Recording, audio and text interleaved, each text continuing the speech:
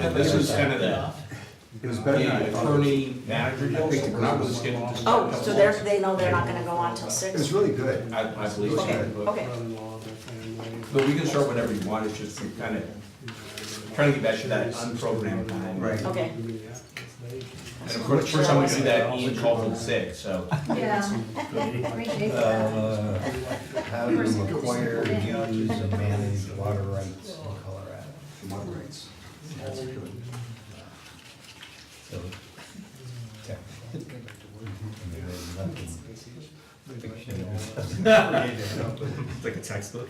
Yeah, it is. I'm not gonna bore us. I'm gonna have 3 slides.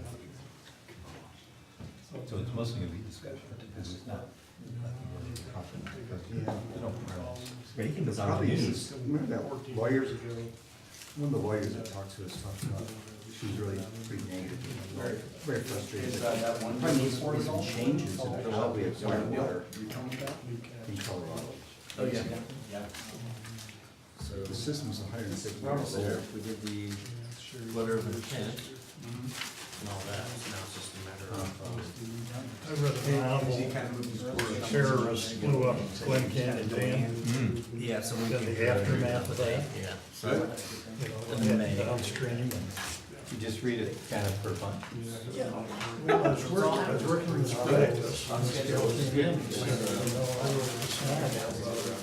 Colorado River and what would happen if the Glen Canyon Dam blew up. Yeah, it was kind of interesting. Yeah.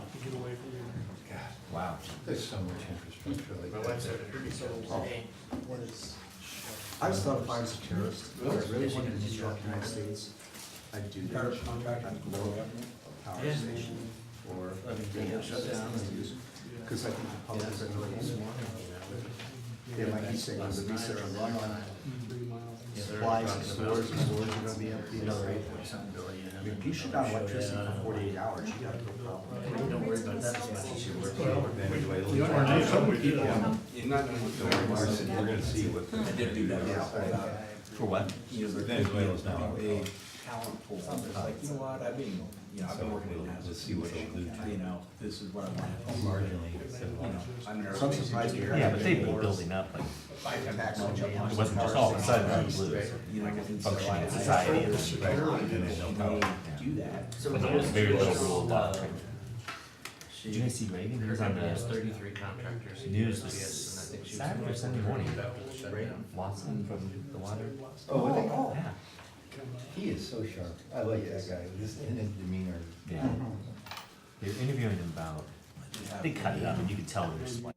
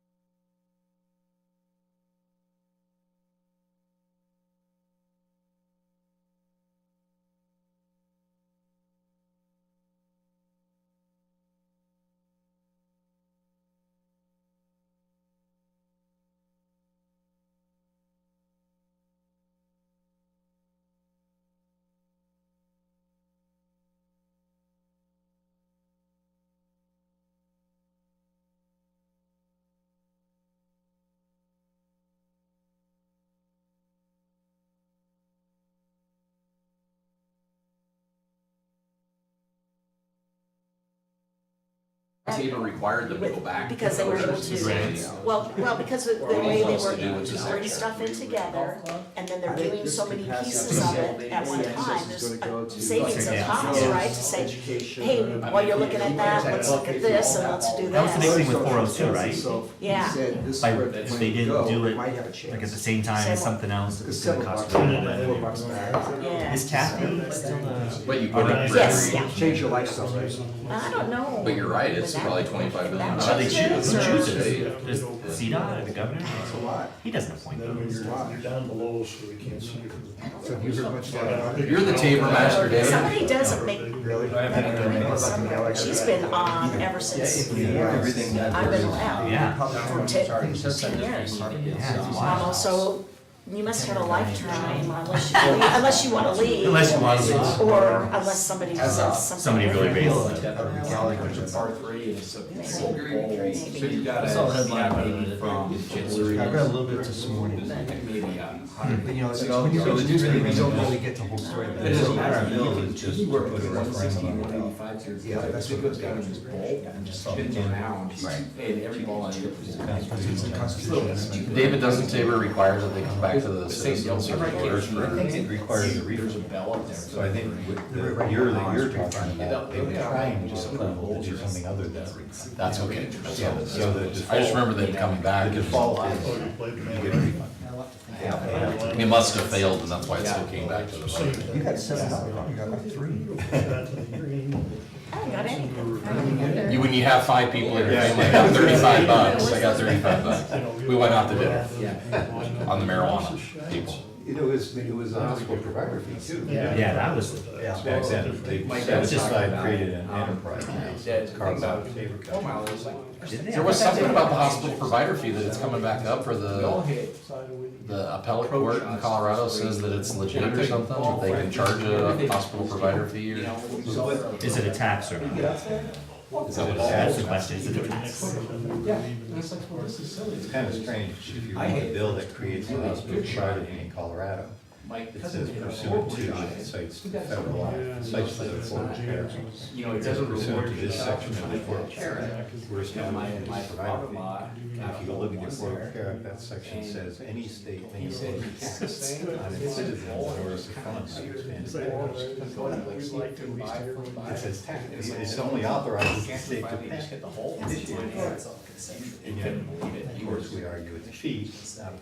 But it's not used for expanded doctors. It just feels like a little bit like. The provider fee? Yeah. I mean, that- 100%, like all it goes to that. Yeah, all the- Because they were trying to change it to, Other than the 10% for administrative services. they just didn't want it factored into the guide. They were still gonna use it there.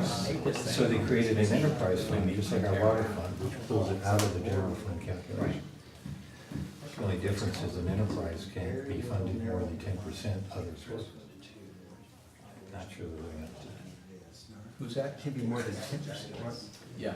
that. So the water enterprise fund that we have has to make, it has to self-fund through rates and fees, Okay. right? Right? You can, however, add 10% of general fund money into that enterprise. I didn't realize we had a cap on that. Yeah, that's statutory. And so basically, if you look at Tabor and Mr. Bruce talked about enterprises, that was basically, it's a enterprise fund. If it's, No more has to than be at 10% least, from and outside it's not just sources. general fund money, it's Any grants, money, any outside money. So basically, if you're gonna say, and why that matters is if you wanna say, we wanna issue bonds for this, we don't need to go to a vote of the people. It needs to be an actual enterprise. It can't just be something where you say, oh, we're gonna call this an enterprise right now, get past the vote, and then, you know, so that's the measure. Lincoln said the only wasted is the day you don't learn something new. So I learned something new today, so I'm done for the day. Okay, Oh, you remember? If I remember tomorrow. Shut down. so let's get started, shall we? We'll get started with our town board work session for March 11th. Goal of this work session is to have the town board receive information on topics of town business. And tonight, we have 3 items on the agenda, with the first one, a presentation from Colorado, called Colorado River Matters, with Northern Water giving presentation. So I don't know if, I don't recall meeting you two gentlemen before, so maybe we should go around the room and make introductions. I'm Paul. Miles on the town board. I'm Paul Rittmeyer, I'm on the town board too. Ken Dennett, town board. I'm Barry Wilson, town board. Shane Hale, town manager. So, John Thornhill, Natural Resources. Bruce White, Director of Engineering. Tom Jones, town board. David Zaslowski, town board. Kimmy, Melissa's a town attorney. And Christy Melendez, mayor. I'm Kyle Whitaker, I'm the Colorado River Programs Manager for Northern Water. My name's Brad Wind, I'm General Manager of Northern Water. Welcome.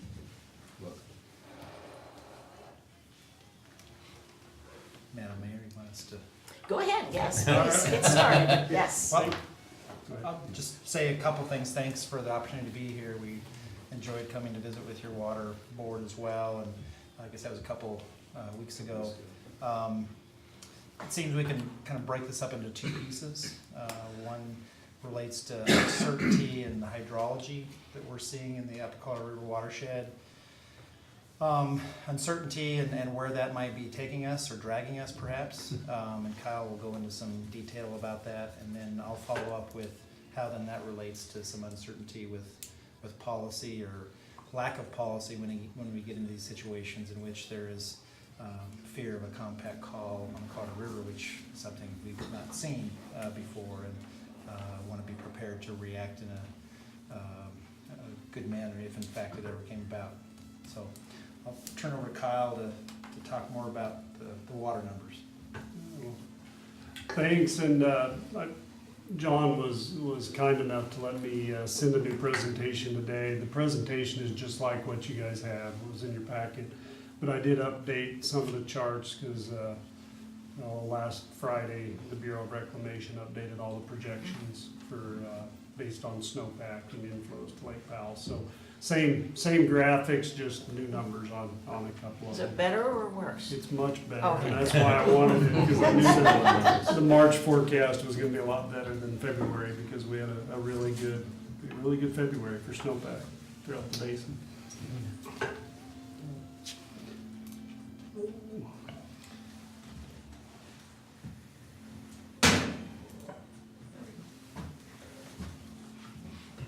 Good job, Kyle. While Kyle's getting that ginned up, just as a frame of reference, the numbers I received, at least internally from Northern Water staff today is Windsor owns about just shy of 3,900 units. Does that sound about right?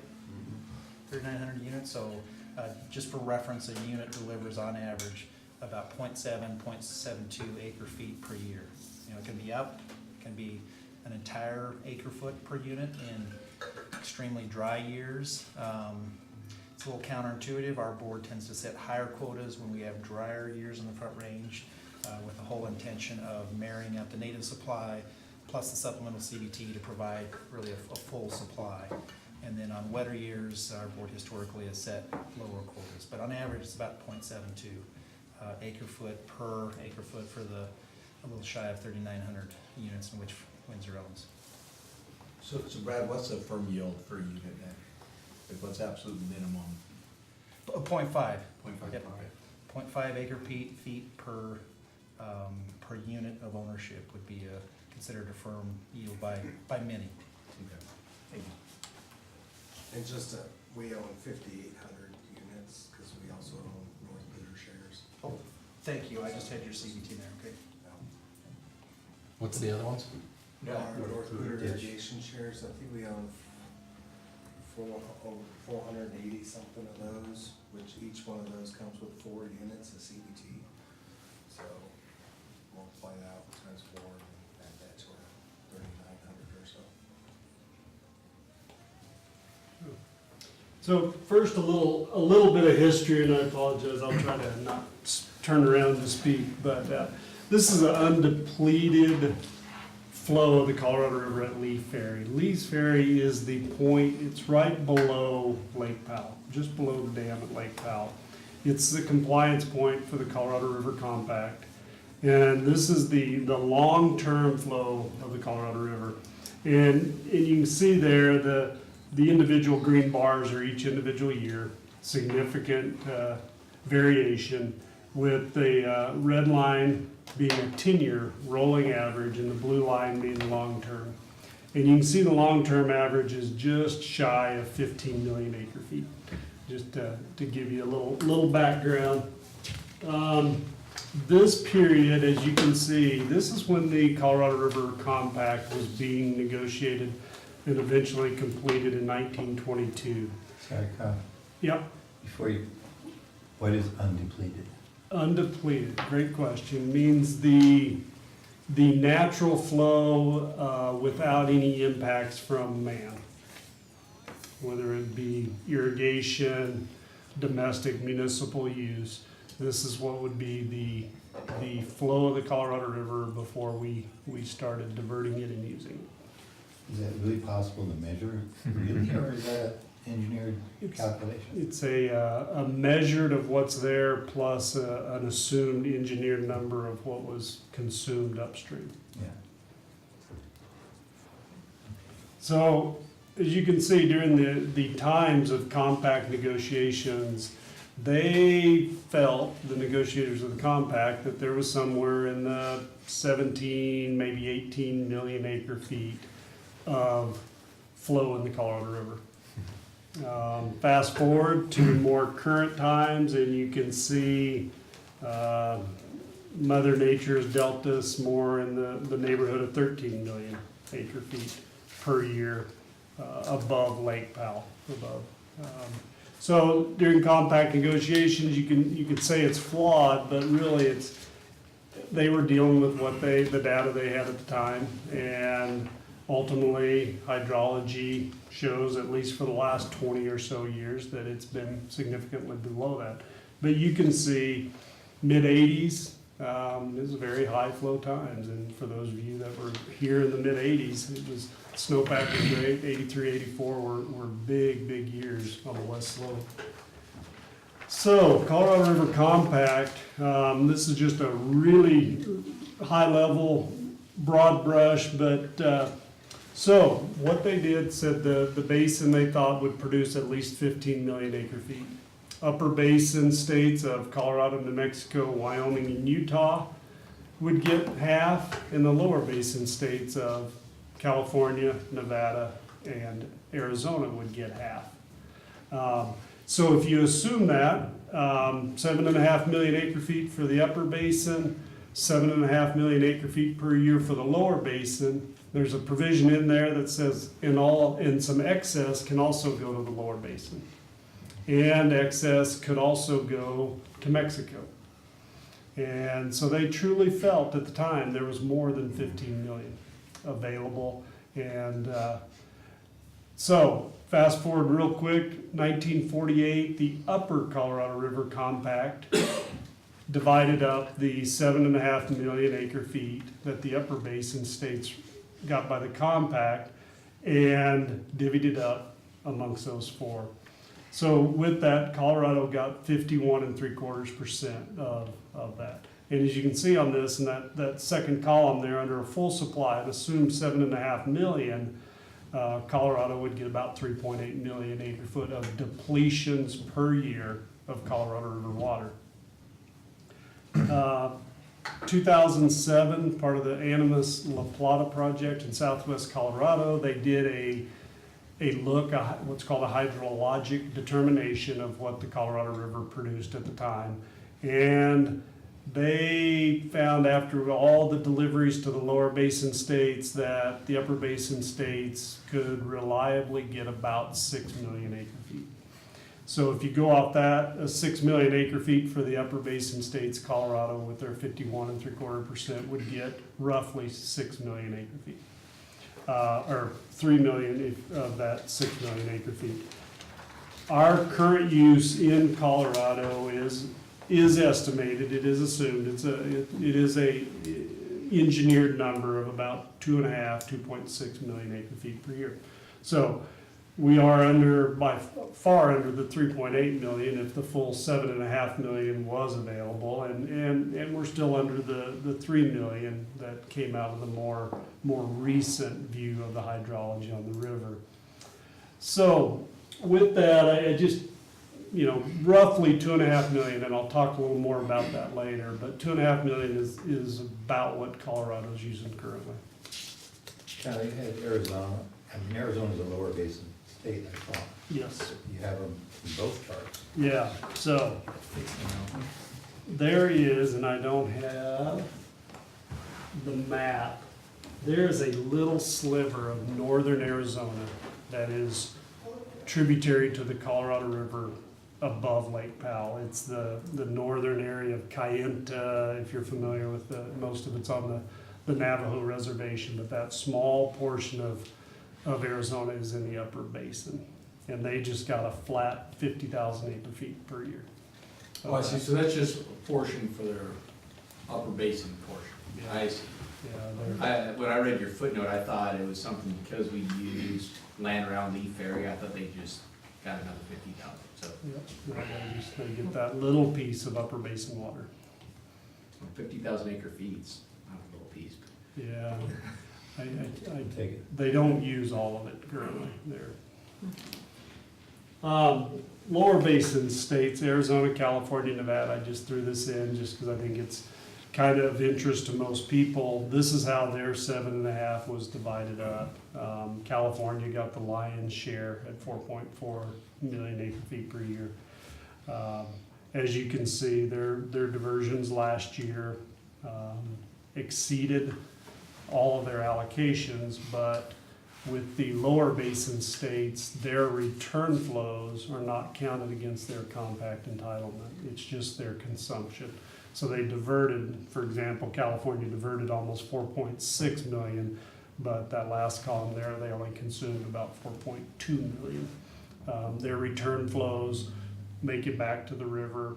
They go downstream to the next person, next ditch, or ultimately go to Mexico, and it counts as part of the delivery obligation to Mexico on the amount of water that returns. Most of you are familiar, California, there's very, very little of California that's tributary to the Colorado River, but there, all the stuff that goes to the LA, to the metropolitan area is, all those return flows are going to the Pacific Ocean. But there are some irrigation districts that are right along the Colorado River in California that do get credit for some of those returns.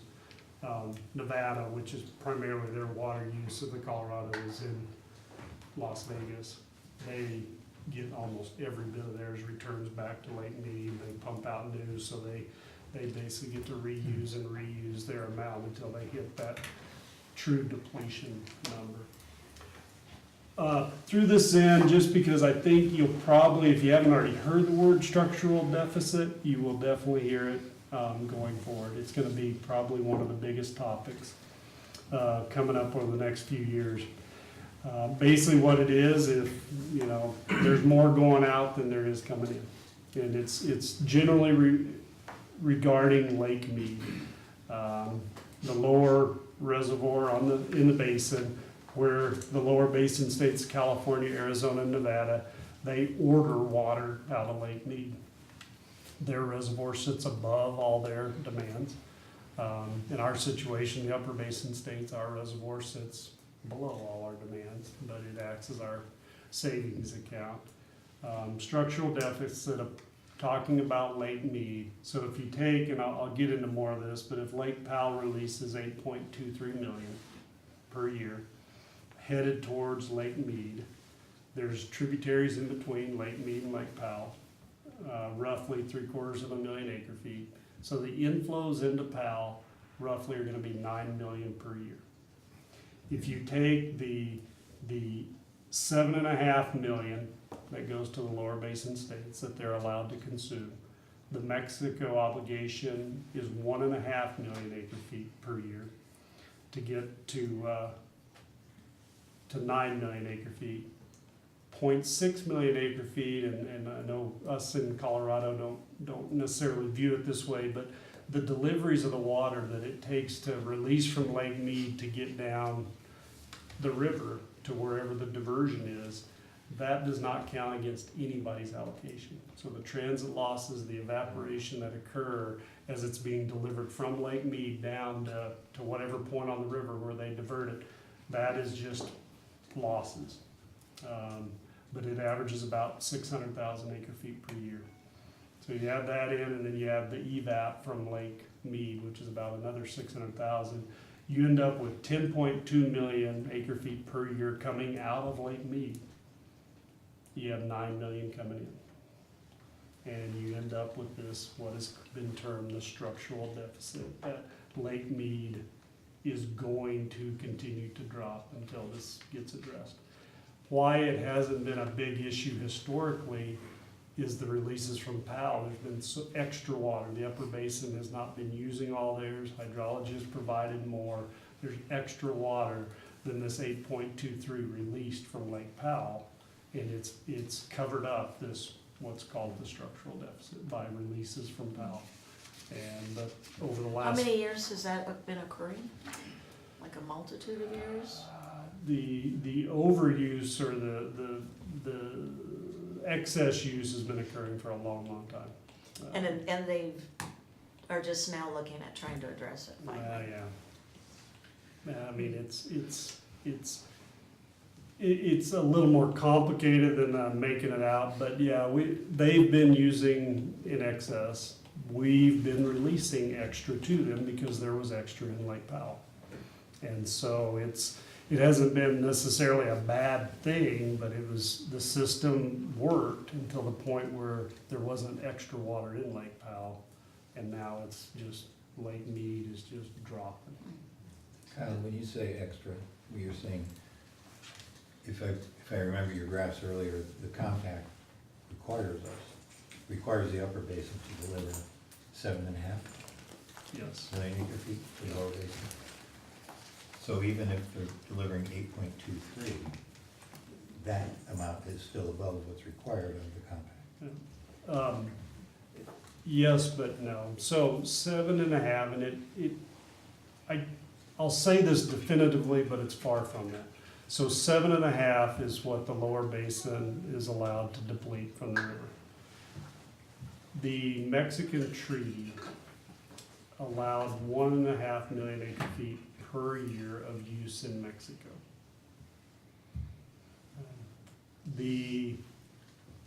So the general consensus is that will be divided up between the upper basin and the lower basin supplying that. So if you take 1.5 million divided by 2, upper basin, that's 0.75. Okay. So you add that, our 7.5 we owe to the lower basin. It's 0.75 for Mexico, gets us to 8.25. There's a little river that comes in between the dam at Lake Powell and Lee Ferry. It's called the Paria River, and it produces about 20,000 acre feet per year that we get credit for as a delivery to the lower basin or to Mexico, however you want to look at it. That's what, so 8.25 is probably what we're gonna be required to release. You add in, or you take it, account for the Paria River of 20,000, that's where the 8.23 number comes from. Sorry to get in the weeds on that, but I mean, that's why the numbers are what they are. In Colorado, weeds are good. Yeah. Weed is good. In terms of the overuse, just to make a point, there was a significant correction to the overuse in California in '02. There was a quantification settlement that was agreed upon between California and the federal government. They were well beyond their 4.4, and there's been provisions put in place that has really pulled them back to be much, much closer to that 4.4. They were at some of the high years 5.6, 5.7. So there's been some agreements put in place primarily between Imperial Irrigation District and San Diego and Metropolitan Water Districts to correct that overage. According to this, at least in terms of what's required under the compact, the water being delivered reaching Powell has met the compact. Absolutely. So the depletion of Powell is really on the consumption side, I'm guessing. Not really. It's more been a hydrology coupled with extra water being released from Powell to Mead. Maybe step through this graph. Yeah. So this is, as you can see, this is a full Lake Powell, this yellow line up top. 24 plus million acre feet. This blue shaded area is the content of Lake Powell since 1997. And put this on here, you can see this is our 10-year rolling average of our releases. And we've been in about the little over 9 million acre feet per year. If 8.23 is ultimately what we need to deliver, we've been well over releasing because we've been at 9. But as you can see, there's a provision in the compact. As you can see, where Lake Powell, and this is 2011, which was a very big year. As you can see, Lake Powell gained quite a bit. But there's a provision in the compact that says basically that the upper basin can't withhold water that we don't need and the lower basin could use. Very, very gross paraphrasing, but essentially, and so these bigger years, these bigger stretches where Lake Powell gains, we have to release water down to Lake Mead. And so that's, the problem is we did 12.5 million in 2011. Great, works, helps us a lot for a 10-year rolling average. Compact is administered on a 10-year rolling average. But in 2021, 10 years later, you lose that big release.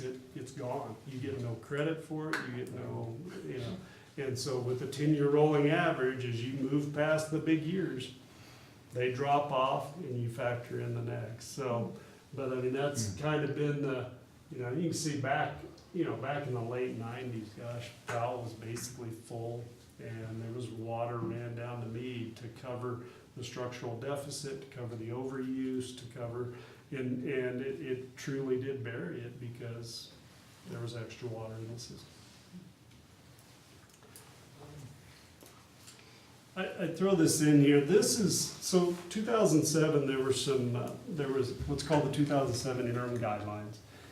It's basically, in very simple terms, keep Lake Mead and Lake Powell pretty close to about the same level. Don't let Lake Powell get full and Mead be empty or vice versa. I just put this in here, these red lines on your left is Lake Powell. You can see it's 9.2 million acre feet out of 24 plus. Mead's at 10.8 out of roughly 25. And this is the equalization agreement balancing. And there's different tiers. If you're in these various tiers, it means different things. But the idea in general is to keep the reservoirs pretty close to about the same level. On that particular slide, the bullet points, your third and fourth bullet points, I had trouble reconciling. Because the third one says what happens in the lower impacts Powell. And then the fourth one says as long as Powell is adequate, no problems for the upper basin. The third bullet there is if extra water is run out of Lake Mead, dropping Lake Mead puts it down into one of these lower tiers, which means we've got to release more from Lake Powell. Similarly, if water isn't released out of Lake Mead and therefore Lake Mead stays higher or as much water is released, then there isn't the need. So it'll keep Lake Powell fuller. And so they kind of work together. Somewhat self-correcting, to keep both of them working together instead of getting offset. So, so 8 million gallons goes out of Lake Powell, or acre feet, rather, to Lake Mead. It's all taken by downstream users, so then there's still the balancing. So if we put 12 million acre feet into Powell, we release 8 million, they burn through that, then we'd have to release another 2 million to just keep them balanced? Is that? In general, yes. Okay. It's all done, on a year time step, but I mean, that's the idea is that no, Powell wouldn't get full while Mead's. Right, but we never get a chance to really build Mead up because 50% of the access would always go back to Mead.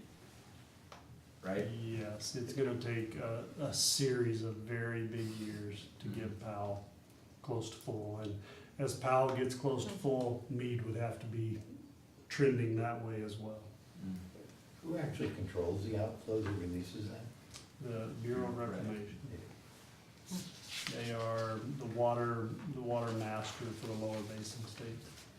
Is the consumption out of Meade still on plan or at compact levels? Yes. But they're working, and Brad will talk some more here in a minute, but working through these drought contingency plans to try to bolster Lake Mead. I mean, that's to try to save water, therefore increasing the level in Mead. Yeah. So, I've been reading about that. I guess Arizona hasn't yet approved their drought plan, right? Is it Arizona or Cal? Arizona was in the news through the months of January and February and having some in-state disagreement on how to move forward. They've since corrected that. There are several agreements that need to be, as we understand it, memorialized within Arizona, but they're pretty much on board. The challenge more recently has been California, which we thought they were on board, now have raised some issues that have slowed things down a little bit. Wasn't there a deadline, end of March? Pardon? And was there a deadline at the end of March? There was, by the Commissioner of Reclamation.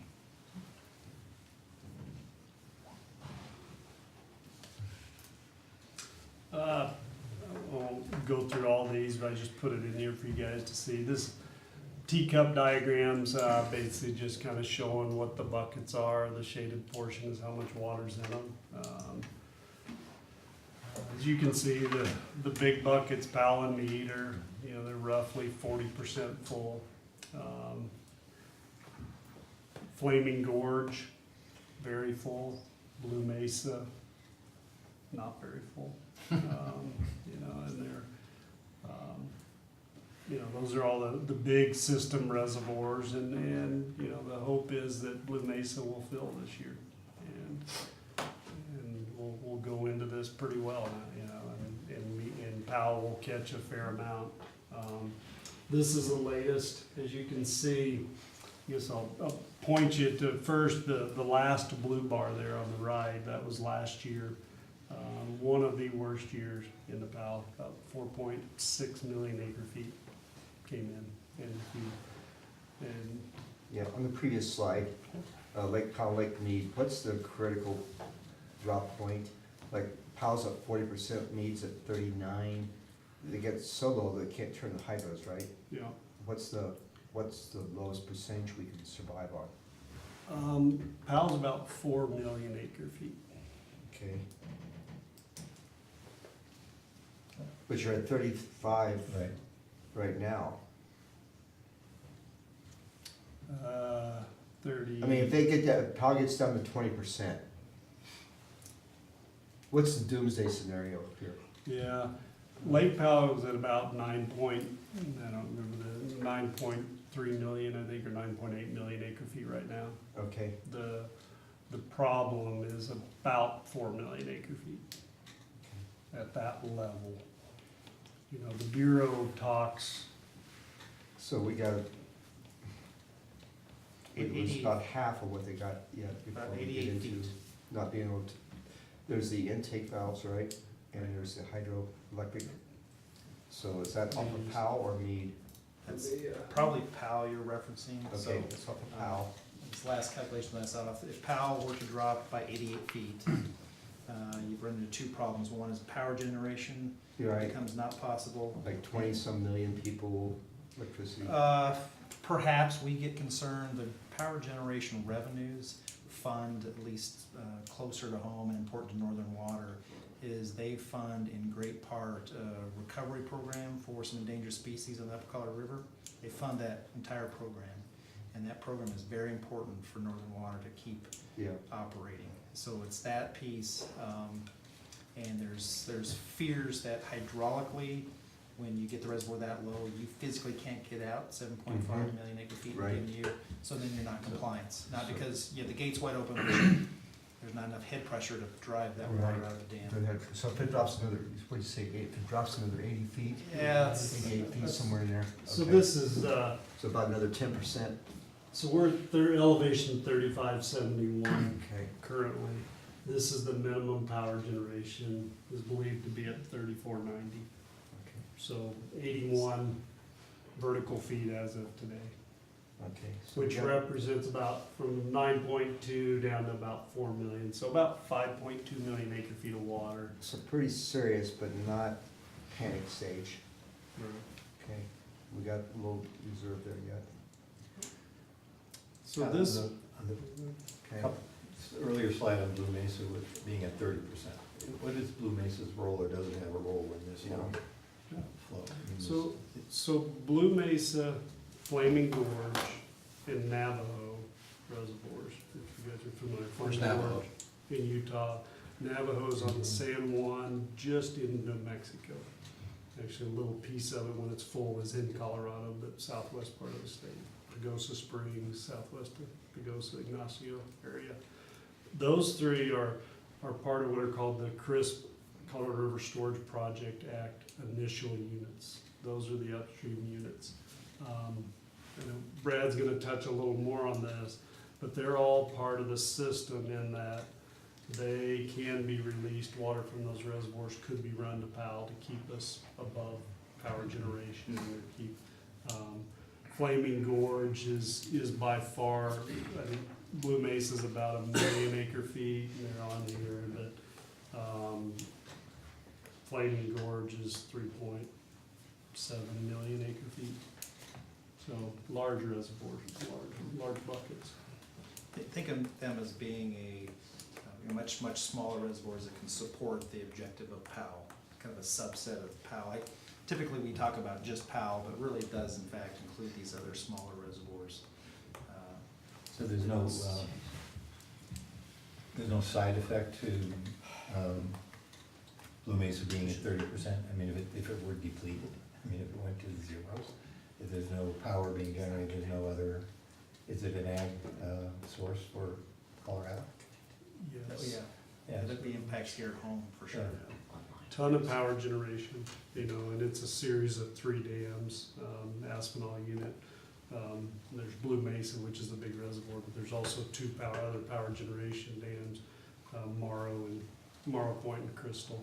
They're all in the Gunnison, and then releases from that go through what's called the Gunnison Tunnel and irrigate the Montrose, Compadre project, which is Montrose, Olathe, Delta area, if you're familiar with that area. So, yeah, there would be major problems if Blue Mesa was empty. Could still be in compliance with a compact, but Blue Mesa could be empty, and that scenario could play out. Which would be disastrous to Absolutely, anybody in Compadre or in Colorado. who's currently using, well, they need power generation. What's the critical level for that reservoir? I mean, I don't know. They were okay this year down at roughly 30%. I believe this is the lowest it's ever been since it filled. the fishing's good, you can just walk out there and grab them. And might have to walk a ways. That's right, you gotta walk a lot. So this shaded area, this is the Bureau's projections, and this is one of the updated documents or updated slides. This takes us through the end of next calendar year, December of 2020. And you can see under bad hydrology, the projection is still that we would stay 45 feet above that minimum power pole.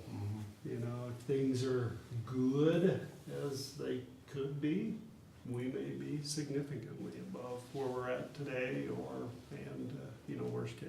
So, And can you back up one slide? Because I just had a question. You have the yellow, red, yellow for min, most, max, and what is that? yeah, sorry, I went past this. So last year we were at 4.6. This year, this was their March 1 projection.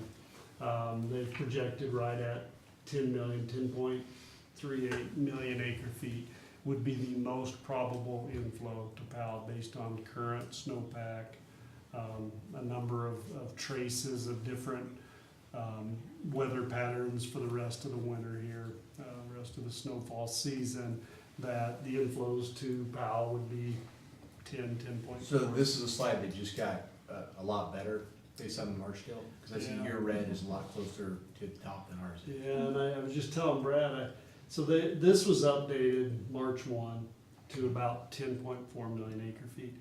This is the most probable. They only update their min and their max, meaning if things are really good for March and April. You know, if you're at 10.4 is most probable and your max is, I'm sorry, that's 10.4, the most probable is 9.9. But these only get updated in January and April. So this yellow bar will go up significantly on April 1, because if we have a good snowpack in March and, you know, going forward. So, you know, this could be up in this, I would guess, in the 13, 14 million acre foot range.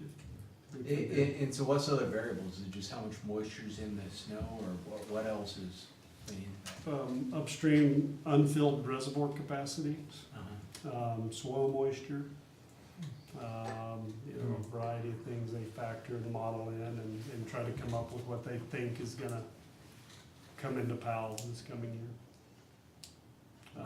You know, ultimately, they'll be wrong, but I mean, that's the best, you know, the model response right now. They were just showing this morning on the news, the river basins around the state are 130% of, they're in good shape. I mean, even on the western slope, which is normally where they're a little less than on the front range, you know, the east of the Continental Divide. So is that what ends up leading to the April numbers being, you know, better as we get closer to Yeah, runoff? we're very optimistic, and there's some things that can happen. We've seen it in Colorado. It doesn't happen often, but you get some significant sublimation where just snow doesn't turn into runoff. It's the weirdest thing. You can get some wind events over the course of a week and take what you think otherwise would have filled the reservoir and just, you know, it's just gone. It's kind of a weird thing, but hopefully we'll have a good runoff and all this snow will end up coming into a reservoir. And Brad, what's the CBT system look like? So, because we haven't really talked about your system, like where's Granby, where's Green Mountain? We're in good shape. Most recent projections suggest we will not spill. We'll be close to spill, so I think the project will be really come June 1, June 15th will be, I'm gonna guess, kind of just lapping at the gates, which is a pretty good place to be. Green Mountain is projected to fill. Now, this is the snowpack you were mentioning, and this is everything above Powell. This isn't just within Colorado, but you can see the greens are roughly 100%. Blues are 120s, and then the purples and dark blues are 130s, 150s. Everything above Lake Powell right now is doing very, very well, very well. One thing that is, you know, the Rio Grande, it's not tributary to, you know, the Colorado, but man, they have been in a bad shape for a number of years, and they finally have done good. Just I'll go through these quickly, but I hope it's helpful to you guys. This is what the state of Colorado calls the snake diagrams, and basically they're pretty self-explanatory. The bigger the wider the blue going out of the state, the bigger the river is that leaves the state. And you can see the Colorado River main stem, so you know that's includes the Gunnison, but just, you know, west of Grand Junction.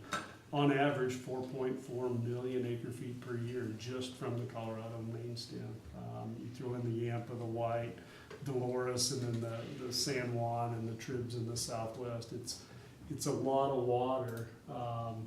This is same thing, but just with them blown up a little. But I guess what I'd point to on this is you see the on average 8.5 million acre feet leaves the state of Colorado River tributaries. But you see the variability between a dry year and a wetter year, and that's the reason we have Lake Powell, is to help balance out. It's our savings account to balance out these good years and bad years. And I think I was just looking the other day, 83, I think inflows to Powell were right around 20 million acre feet in 1983. And that's, Kyle, when you talked about the Powell inputs, the release 8.23 million acre feet, really coming out of the upper basin, I think, finding its way to Powell. What is Colorado's share of that? 'Cause on the map, you're showing 4.4 million acre feet leaving Colorado. I assume that's Colorado's obligation, at least part of it. yeah, good question, and I'll give you the semi-long answer, but I'll try to make it brief. The Colorado River Compact is a non-deplete caused by the upper basin states. It doesn't mean that we necessarily get our 7.5 million, 6 million, whatever it is, all the upper basin states. It's that we cannot deplete it below the delivery obligation to the lower basin states. So if you forget about Mexico for just a second, we're obligated 7.5 million to the lower basin states. Our obligation is to not deplete the Colorado River, all the tributaries, the whole system, not just the main stem of the Colorado, all the tributaries above Lake Powell. We can't deplete it below 7.5 million acre feet. So we can do whatever we need to do, we could use whatever we need, but we have an obligation to deplete it. It's a joint obligation of the 4 upper basin states. So there almost seems like there could be tension between those 4 states saying, wait, you depleted, we didn't. You know, they measured way down at Lee Ferry. It's lower, but it's not because Colorado didn't release, we didn't deplete, you did. I mean, is there similar state-to-state discussions and? If we ever get there, yes. We haven't been there, we haven't even been close. And so it's never been that discussion, but when we get there, because all these, you brought it up in the very first slide, these are all calculated numbers, and it is tough, you guys know, I mean, it is hard to calculate how much water is consumed. We're very good at figuring out how much was diverted, how much was stored, but how much was truly depleted, because you have returns coming on the surface, below surface, late, a lot later. I mean, it's a difficult calculation. And I don't, did that answer the question? It's a non-deplete, but I want to add, make sure everybody understands, it's a non-deplete by post-compact water rights. So any water right in Colorado that's pre-1922 is untouchable by the compact. So if we ever did get to that point where we had depleted it such that the lower basin wasn't getting their 7.5 million, we only have to curtail post-compact water rights. The pre-compact water rights could do what they do. That's natural flow.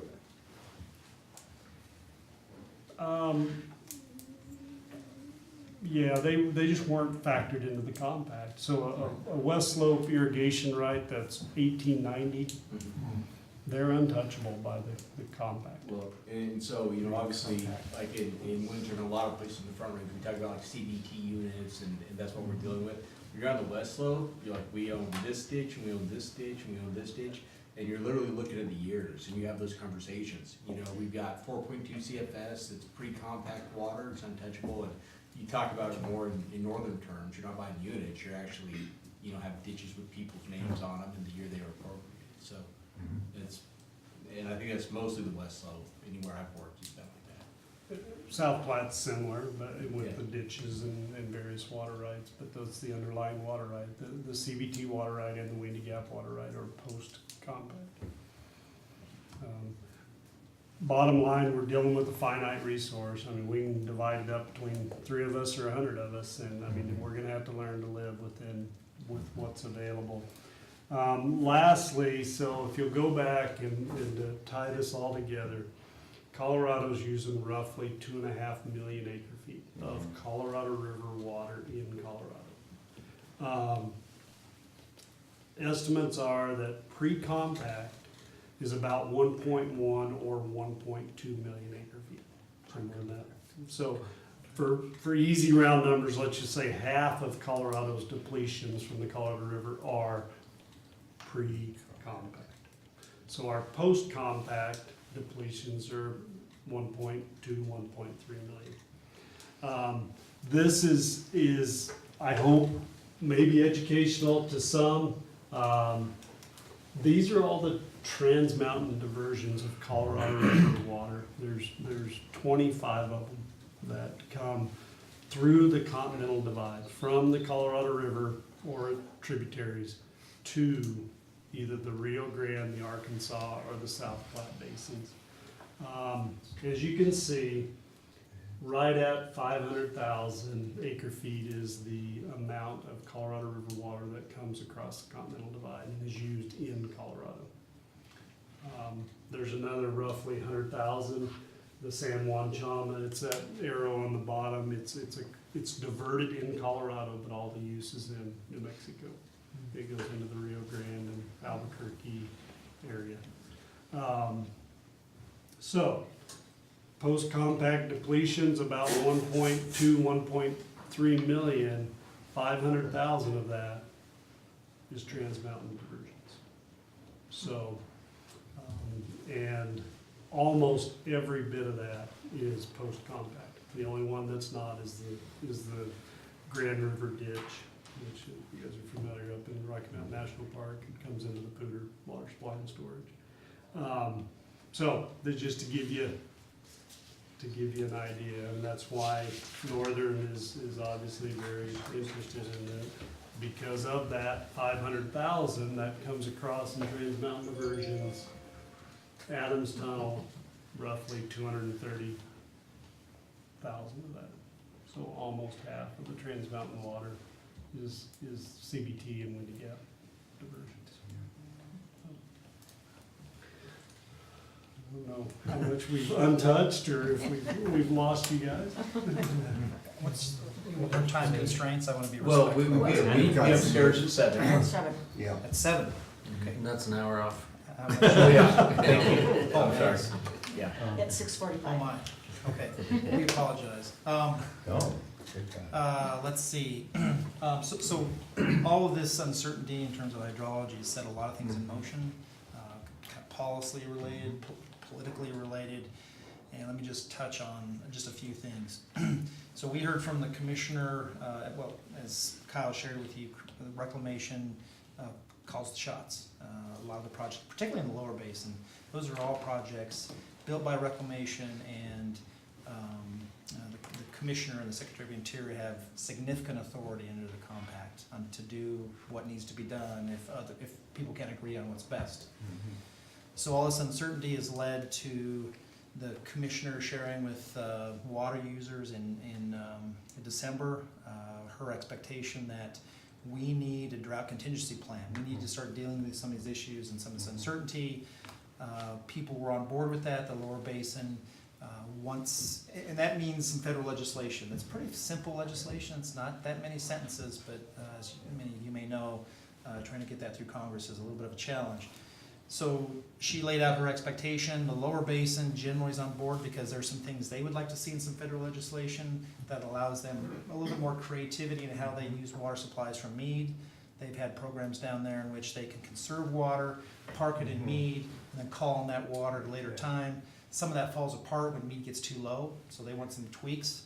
In the upper basin, as we talked about earlier, there's quite a bit of nervousness about if Powell gets too low, can't generate power, and may not be able to even comply with our compact, so we better figure something out. So there's a lot of momentum to support some federal legislation, which essentially we thought would move in December. It didn't. Arizona had some uncertainty. That lasted through roughly the middle of February with the government shutdown, yada yada. So things, we don't have federal legislation yet. And now we have California, who's got some concerns about how the Salton Sea fits into all this. But nonetheless, we think, well, we didn't meet the commissioner's deadline of fully supporting a 7-state DCP approach. So there's some contingency plans getting put together. we're all optimistic we'll get some federal legislation, hopefully in the next few months. And that then will allow the lower basin to move forward and study what they ultimately want in terms of the demand management plan and changes in how they operate Meade. And more closer to home, it will allow a few things to move forward in the upper basin related to the DCP that in particular, and what gets most of the headlines now, is there's a concept whereby the upper basin states would have access to a pool in Lake Powell. I call it an insurance pool of 500,000 acre feet, in which the 4 upper basin states would put together a program over the next couple years to develop strategies in which we or some of the states, or maybe only Colorado, would elect to preemptively conserve Colorado river supplies, use less, and start parking water into that insurance pool for compliance purposes down the road, if in fact a compliance problem ever came about. So that's what's getting talked about a lot. I thought we'd be further down the road in exactly what that means to us here in northeastern Colorado, really until these DCP get memorialized in federal legislation. There's a little bit of uncertainty how it all unfolds. But it's driven conversations at Northern Water, conversations among the East Slope. The Trans-Basin Diverters is done through an organization called Front Range Water Council, which has memberships from Pueblo, Colorado Springs, Aurora, Denver Water, Twin Lakes Irrigation Company, Northern Water, and our sub-districts. Our sub-district is the Windy Gap Project. These folks come together on a regular basis. Kyle is heavily involved in that organization to talk about what are strategies in eastern Colorado to perhaps take a little bit less through our collective tunnels to try to get through this and ultimately feed some water into this insurance pool for a bad day if hydrology doesn't change.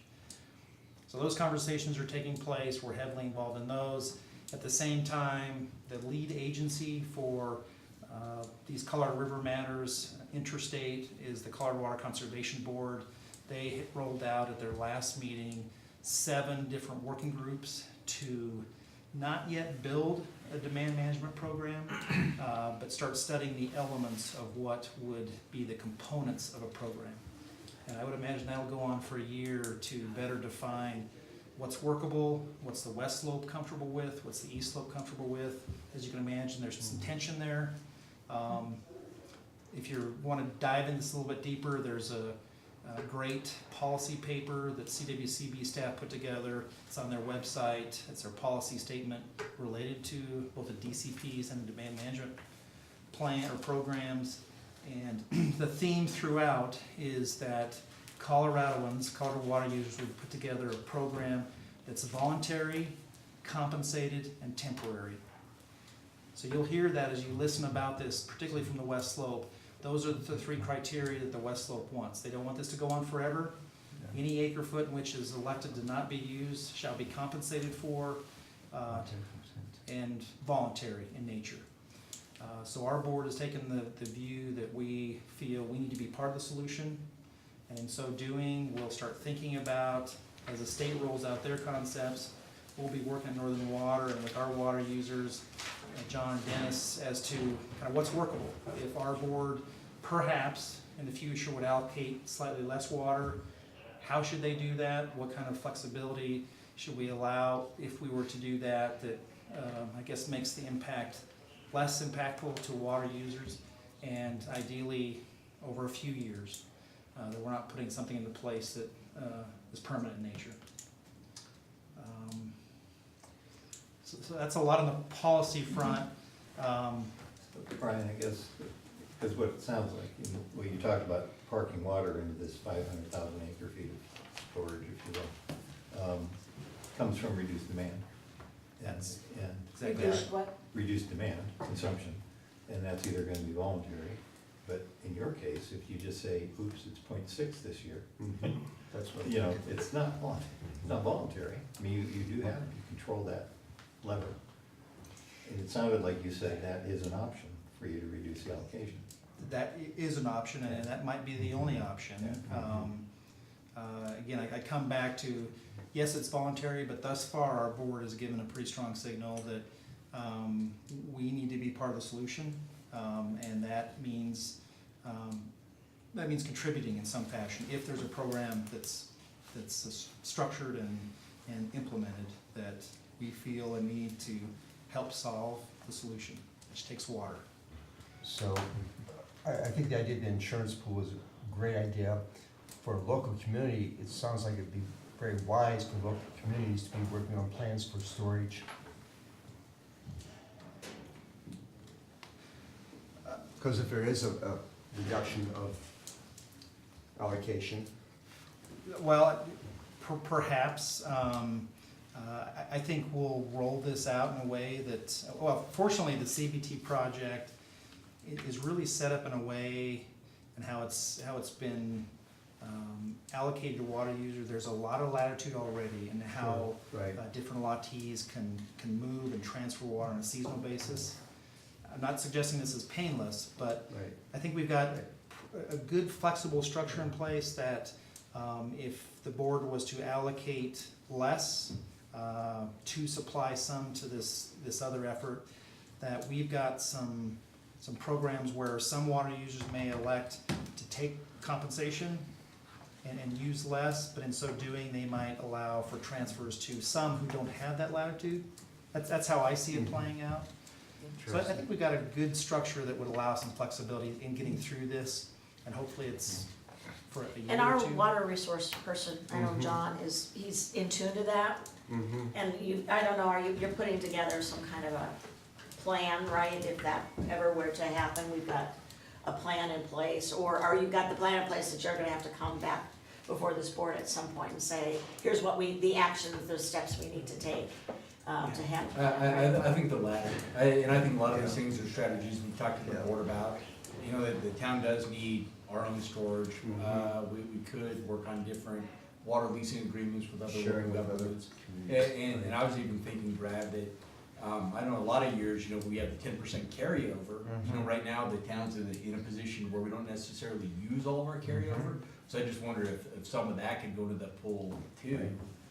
Cause there is, carryover water that just seems kind of, I don't know where it goes. And then, my second question is just more to the point, it looked like we're sending down a lot more water than we need to a lot of years. So I just don't know why Colorado needs to make up much of a deficit. Kind of to David's question earlier, if this is really 4 states that need to meet the compact, and Colorado's already sending so much water out, and I think if Colorado needs to step up to the plate, certainly I think your board's right, that Northern needs to step up to the plate, but I just wonder, it seems like we're sending so much water down right now, I don't know that the deficit comes from us. Well, I guess Kyle can go into great detail. I might say that at least that all that water you see leaving Colorado, the state of Colorado, that's goes yielded to the Colorado River Basin, it's not all ours. It just kind of simply put, it's an obligation. That's a supply that's meeting the needs and the compact obligations for all 4 upper basin states. So I guess I wouldn't think about it as being necessarily the state of Colorado's. We're releasing water out of a state to fulfill the needs of all 4 upper basin states. And I would just make sure we're clear that there is no problem right now. So there is nothing that has to be done. This, and on the other hand though, we're looking at putting an extra 500,000 in there to make sure we don't have a problem. It's insurance. It would be completely voluntary, temporary and compensated. It would be a voluntary program that we would try to put a little extra water in there to help our future be more certain. I got you. And with your last 2 minutes, did you guys want to tackle NISP? You want to just give us a play? Enough said, bro. Enough said. We missed you today. Oh, we would have talked more about that. This is a non-budgetary meeting, wasn't it? My understanding Did we is talk that budget? the congressional delegations from all 7 states are working together on this, Yes. bipartisan, so it's got a pretty good chance of moving forward Oh, yeah. once Congress decides to work. Okay. And that's the idea, is to get all 7 states on board. Okay. And has there been any discussion about trying to address the 1922 compact, or is that a non-starter? Is it just little fixes?